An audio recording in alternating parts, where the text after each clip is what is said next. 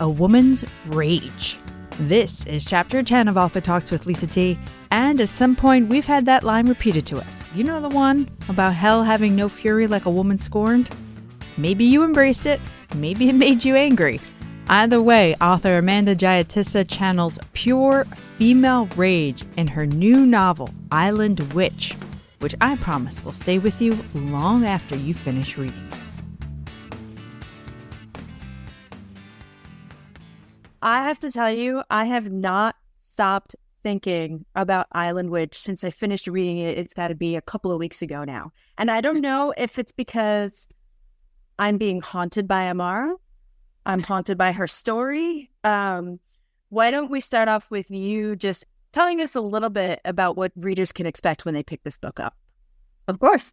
So Island Witch is a little different from my previous books. It's a historical gothic horror set in 18th century Ceylon, which is what Sri Lanka used to be called when we were colonized by the British. The story takes place in a little coastal fishing town where our protagonist, Amara, is the 18-year-old daughter of the local demon priest. We call him a Kapua or Kataria in Sinhalese, but he essentially deals with exorcisms and blessings and curses and the like.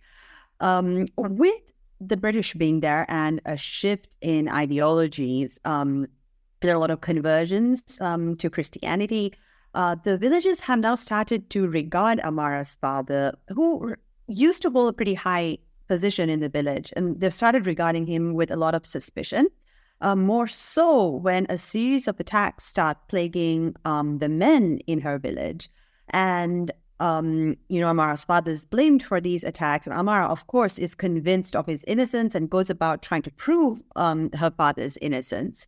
But all the while, she too is having these dreams that eerily seem to predict the attacks and what happens.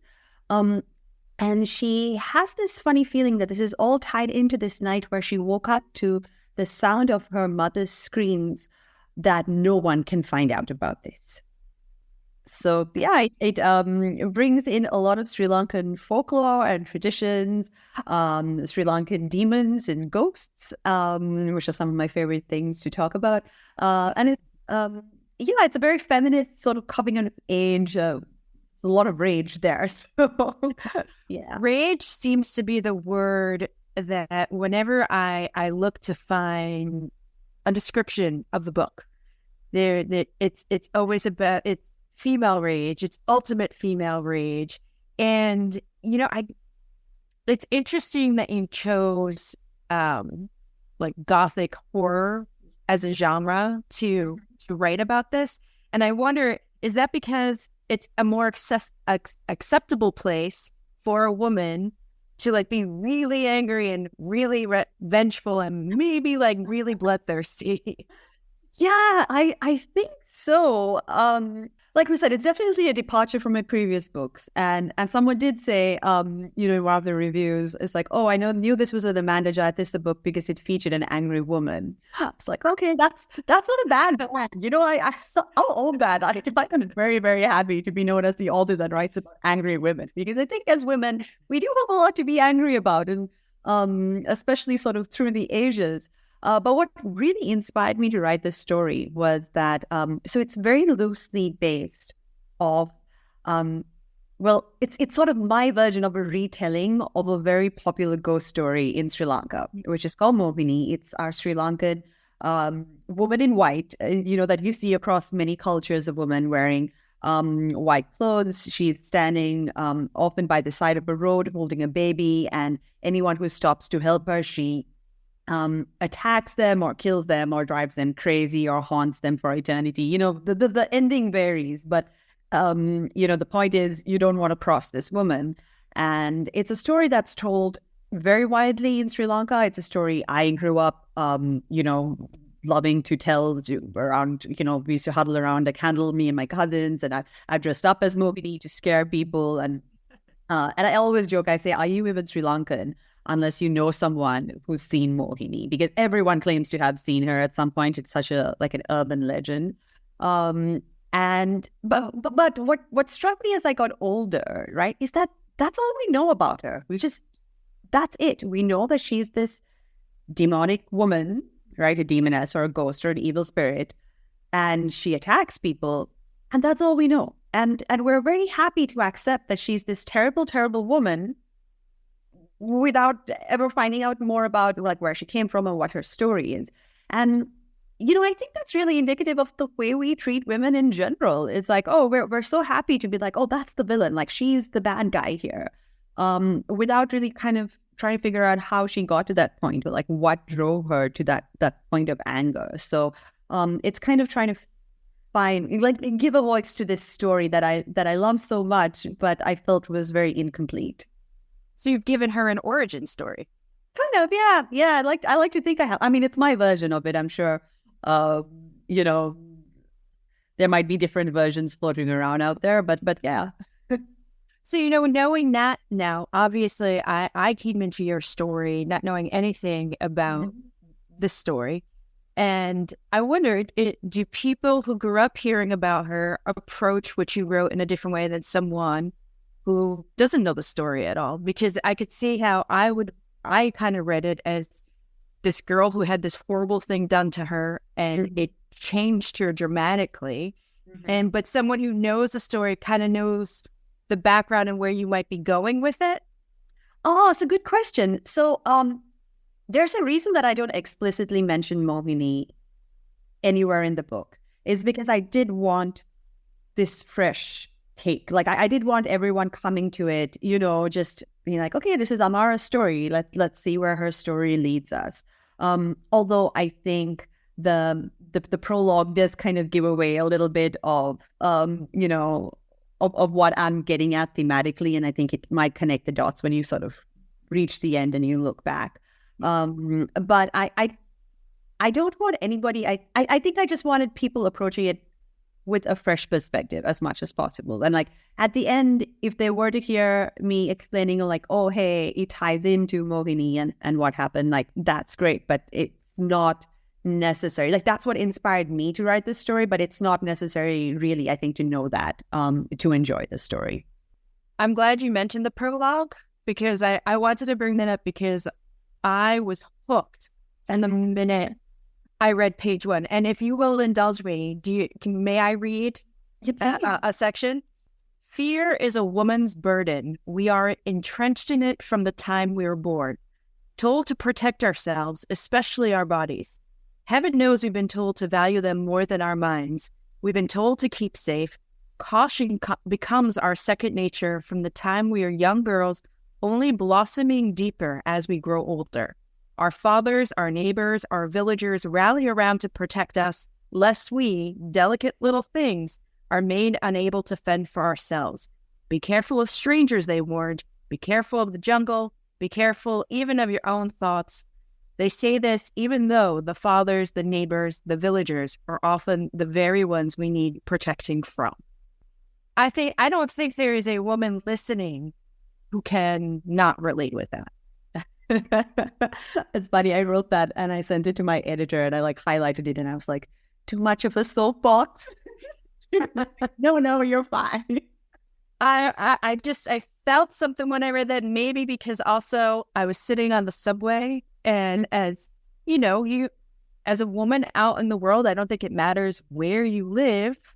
There are certain things you have to be cautious about, and it's always the men telling you should be careful, don't do this. But if they're the reason, why do we have to be careful? Yes, and I think for me, when I was writing this, I kept kind of revisiting this question. So, of course, this is like, it's categorized as a horror. There are supernatural elements in it. There are demons. We call them yaku. There are curses. There's evil spirits. There's a lot of that going on here. But at the end of the day, I feel like as a woman, what do we really have to be afraid of? Like, who do we really have to protect ourselves from? And that was the question that I kept coming back to, because it's the people who were supposed to protect Amara really who let her down. And that comes in from many different angles through the story.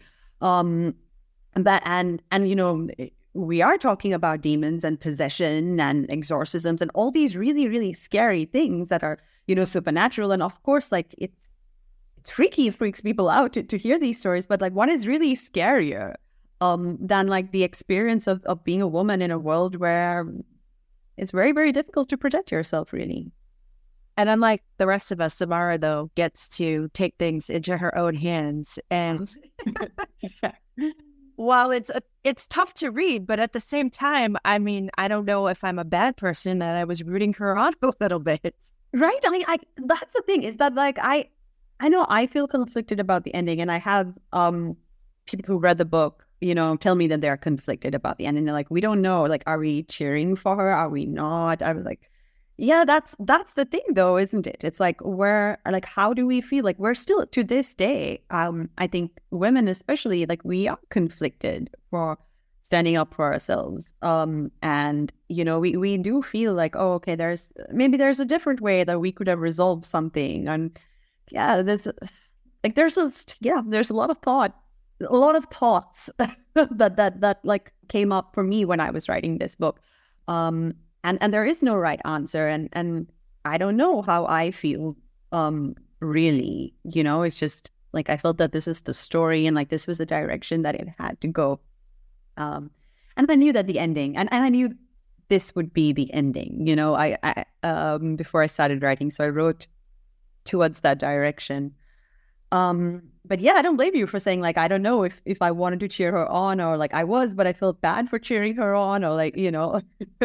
And I honestly, I think that's why the book has stuck with me, and I find myself like going back and thinking about it, because I think anyone who was put into a situation that she gets put into, which we're not going to talk about because we don't want to spoil the story, but I guess as a woman, imagine yourself in a situation where society has said you shouldn't do something, or they're telling you they have your best interest, but you know deep down that they don't, and so you react.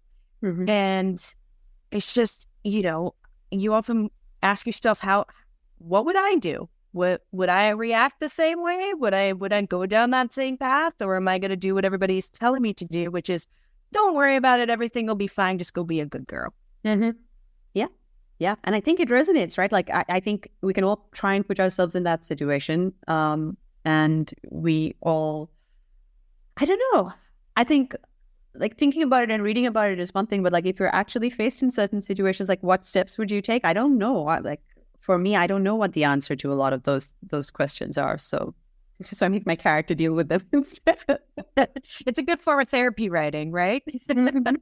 Oh, yeah. You did mention this has a historical setting, but in your author's note, you do point out this is not meant to be a history lesson. Yeah. Because I think there are people who, you know, don't know anything about the history of Sri Lanka and may walk away from reading this book and think something about a particular group. Mm-hmm. Sure. Yeah. It is.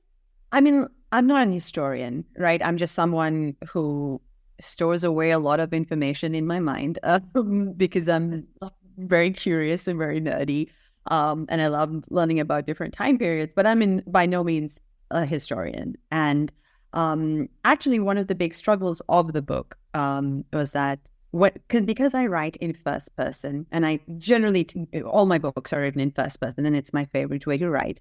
I felt like I had to do a lot of research, obviously, to make sure that the voice is authentic and the settings and everything is as authentic as possible.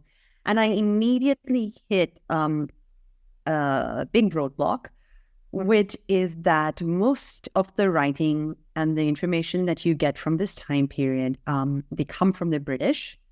The few bits of text that you could find that come from anyone who's Sinhalese are from the very upper class, sort of very bougie Sinhalese who mostly lived in Colombo. You could rarely find any accounts of things that happen in the villages, and there was nothing, absolutely no text from a woman. So there was nothing, you know, coming from a woman's perspective at all, which really, again, enraged me and made me want to write the story even more. So what I had to do is I had to kind of go and read various accounts of women's life usually written by British officers and so on, and then have to extrapolate from there. I also did a lot of things like I went and I stayed in Mathura for a little while. That's the town that it takes place. And I like walked the routes that Amara would potentially have walked. Of course, this was so long ago that, the roads and the setup is very different now. But I at least did walk around the fort areas and the beaches and and I visited the Star Fort, which was one location, and the New Pay Market, which was another. And, I did a lot of that just kind of to get a grounding for myself. But for me, the primary purpose is always like based on, okay, there's a character and this character is trying to do something or reach a goal or whatever it is, and how can I help them get there? It's not about, trying to explain the intricacies of colonial life and, some of the injustice, although it does come out because of Amara's like social status and things like that. It does come out like the injustices that a lot of Sinhalese had to face at the time. But it is a very, very complicated time. And obviously many books could be written from many different perspectives, just I think in that time period and that setting alone. So this is just one story and one voice. And like, that's something I had to keep reminding myself also, like, be true to like Amara's story. Everything else is like background, right? And I try not to go too deep into it, because at the end of the day, it's what would an 18-year-old girl growing up in the 1880s in Mathura, like, what's her experience? And I kind of try to keep it to that as much as possible. What I like that you do too is you weave so much Sinhalese into the writing. Thank you. And correct me if I'm wrong, is this more that like we first spoke, excuse me, when you wrote You're Invited? Mm-hmm. Does this book have more of the language in it? Because I felt like I noticed it more, and I found myself trying to sound it out, even though you're very good when you give us the English right after it. Right. Yeah. I just thought it lends such authenticity to what you're writing. Yeah, thank you. It's something that I'm very conscious about, because again, it's sort of it's kind of how it relates to the setting and the background as well with You're Invited, and even with I think My Sweet Girl, my first book, because there are more contemporary settings. It was very much grounded in like an English world essentially, right? And the phrases were a little bit more few and far between. Although I did try to kind of incorporate as much as that as possible. But with this, I just felt like, okay, this is taking place in Sri Lanka, in a village. Like, a lot of people would be speaking Sinhalese at the time, and it's my first language really, so it's an interesting sort of exercise for me as well. Especially because I think a lot of colloquialisms and how they translate. Sometimes you can do a real translation, or you could sort of just do the vibe of the translation, which, like, again, something I grappled with and actually had a lot of fun doing. And I love introducing these elements to the book, because I feel it really helps set the tone and the mood a little bit more than just like the assumption that all characters would speak in English. Because, I mean, even though English is relatively widely spoken in Sri Lanka, it's still not the primary language for most people. So now that you've gotten all your rage out in this book, I like it. Is there more? Are you going to stay in horror? Are you looking to tackle a different genre for your next one? Well, this is me, so there will always be like dead bodies. I love that about you. Yeah, I don't know how much I can actually speak about the next project, but it definitely, there will be blood. Is That actually sounds like a great title too. There Will Be Blood. Oh, I'll keep that in. Well, Amanda, this, like I said, I think this is one of those books that's going to stick with me for a very long time. Mm-hmm. So thank you for taking time today to talk to me about it. Oh. And I encourage everyone to run out there, pick up Island Witch, Amanda Jayatissa. Thank you so much. Oh, thank you. Thank you so much for having me, Lisa. It's so much fun chatting with you, as always.